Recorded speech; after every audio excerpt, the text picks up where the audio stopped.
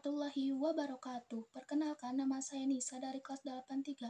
Di sini saya akan menjelaskan pasal yang menurut saya penting, yaitu pasal 27 ayat 3 Undang-Undang Dasar 1945, yaitu yang berbunyi, setiap warga negara berhak dan wajib ikut dalam upaya pembelaan negara.